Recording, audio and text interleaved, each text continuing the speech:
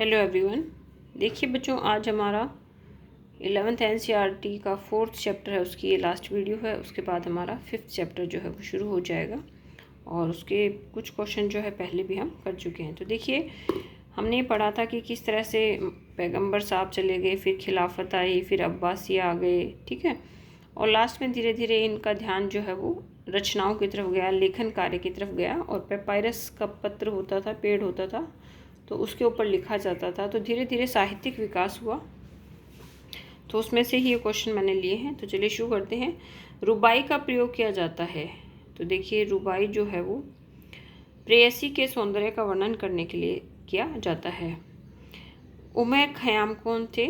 तो ये एक खगोल वैज्ञानिक और गणितज्ञ थे। ये बुखरा, समरकंद और इरफान में रहने वाले थे। 11वीं शताब्दी में फारसी साहित्य का केंद्र कौन था? गजनी। गजनी के महमूद ने अपने दरबार में कई कवियों का एक समूह रख लिया था। गजनी के कवियों की रचना है दीवानों, ठीक है। दीवानों का मतलब होता है काव्य संग्रह। और दूसरा है मथनवी, तो मथनवी का अर्थ होता है महाकाव्य। तो आप इस तरह के शब्दों को जरूर ध्यान में रखिए। गजनी से सबसे प्रसिद्ध साहित्यकार थे फिरदौसी। उसकी रचना है शाहनामा, इसमें राजाओं का जीवन परिचय है। फिर है कलीला व दिबना थी, तो दो गीदड़ों की कहानी थी। और पंचतंत्र के पहलवी संस्करण का ये अरबी अनुवाद है। किताब उल बुखाला, ये इसका अर्थ है कंजूसों की बुक। समूचे मानव इतिहास का वर्णन करने वाली पुस्तकें हैं, तो ये हैं, देखिए, बलाधुरी की द्वारा लिखी गई हैं। अनसब अल अशराफ, सामंतों की वंशावलियाँ हैं इसमें। और तारिख अल रसूल वल मुलुक, पैगंबर व राजाओं का इसमें इतिहास है। वर्णात्मक भूगोल, अरबी में एहसान अल तकसीम का सर्वोत्तम विभाजन, इसका दूसरा अर्थ। तो ये किसकी रचना है? मुक़द्दसी की रचना है। फिर है मरूज अल धाहाब की रचना किसने की? मसूदी ने। इसका मतलब क्या है?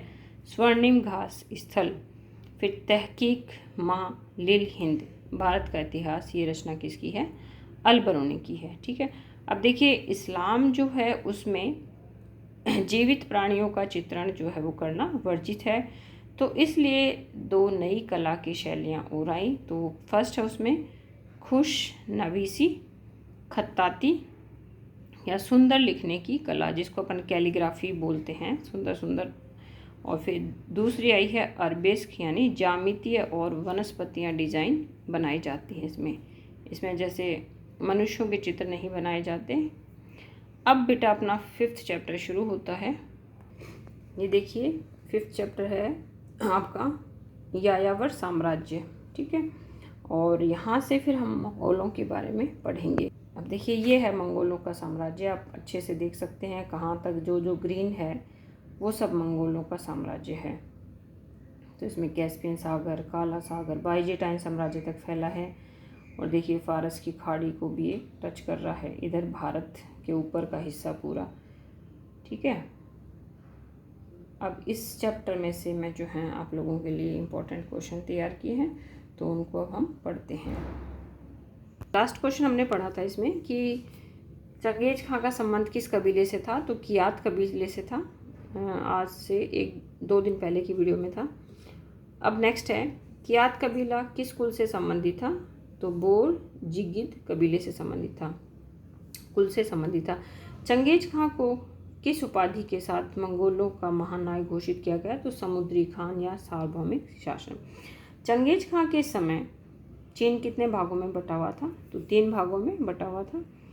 उत्तर पश्चिम प्रांत को बोलते थे सिया लोग, और उत्तर में चीन जो था वो जरचेन कहलाता था, और दक्षिणी चीन जो है वो शुंग राजवंश का हिस्सा था।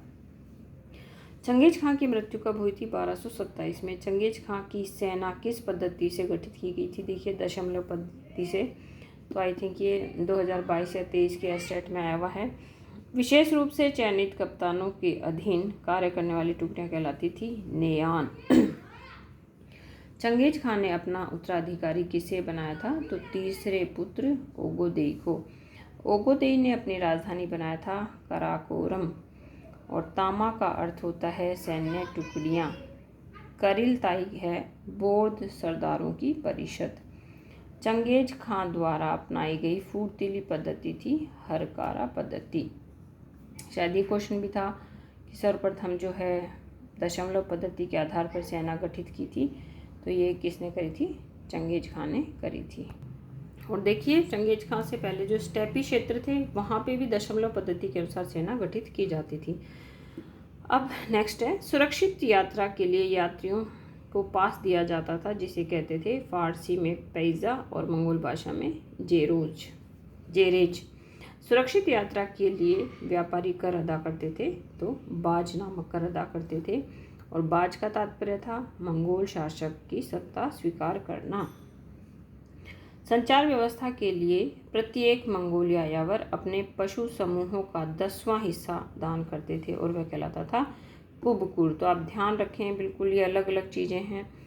यात्रा के लिए जो व्यापारी कर देते थे वो था बाज, ठीक है, और पशुओं के लिए जो कर देते थे वो था कुबकुर। कनात का क्या अर्थ था? तो कनात जो भूमि के अंतर्गत नहरें बनाई जाती उन्हें कहते थे। यास का अर्थ है विधि, आज्ञप्ति या आदेश। मंगोलों ने यास शब्द का प्रयोग किया चंगेज खां की विधि संहिता के लिए। देखो ये भी क्वेश्चन आया हुआ था। यास मंगोल जाति की प्रथागत परंपराओं का संग्रह है। तो आज की फिर है बदलती परंपराएं। नेक्स्ट, भारत यूरोप में प्रसिद्ध था मसालों के लिए।